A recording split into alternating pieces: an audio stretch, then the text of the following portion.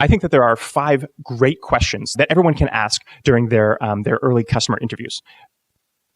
The first question is, what is the hardest part about doing the thing that you're trying to solve? Let's take Dropbox for an example. Now, many of you may not remember a world before Dropbox, but put yourself back in the position of Drew, the founder of Dropbox, in 2005, when he was initially working on kind of the initial idea of Dropbox while studying at MIT. Imagine you're in the computer lab at MIT, and you're sitting next to your friend. You turn and you ask, you're working on this project to create Dropbox, and you want to learn more about how other people are sharing files. So that you can learn, are there potential users here, or what are the problems that I can help solve with this new technology? So you turn to your friend and you ask, what is the hardest part about working on a group project with school computers? You're sitting in the computer lab. It's the perfect context for asking that kind of question. And you begin an open-ended conversation, trying to extract information about how that person currently works on group projects together with friends.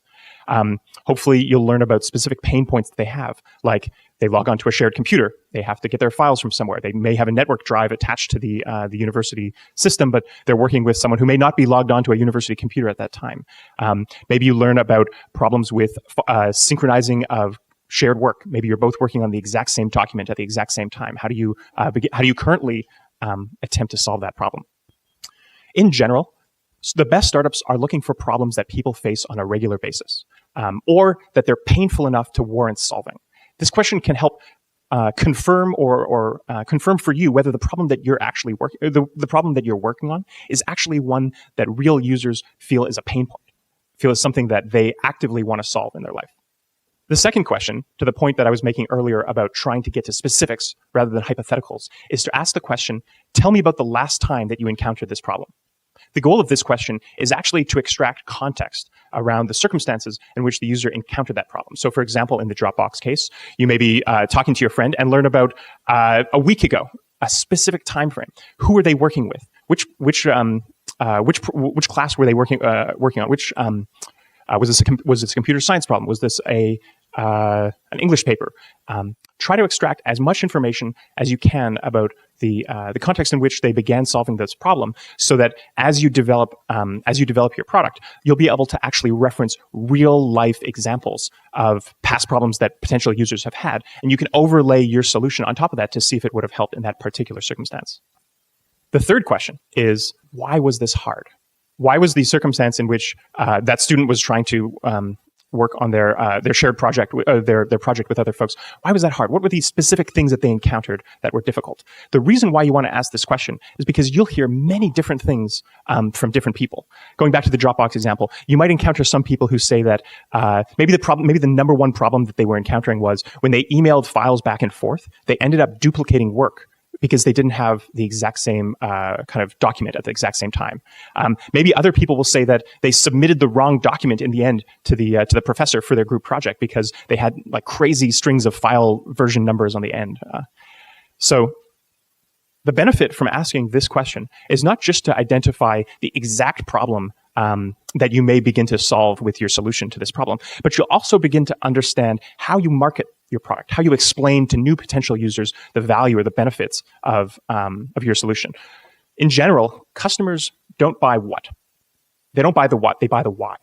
So in the Dropbox example, they may not be excited and overjoyed at saying, "Oh, I now have this kind of file syncing tool that can keep all my files in sync." But they'll buy the why. They'll say, "Well, this product will help with this exact problem that I had just 2 weeks ago when I was trying to work on a student project with some of my friends."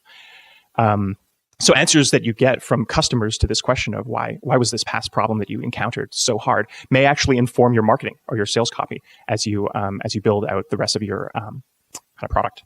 Fourth question is, what, if anything, have you done to try to solve this problem?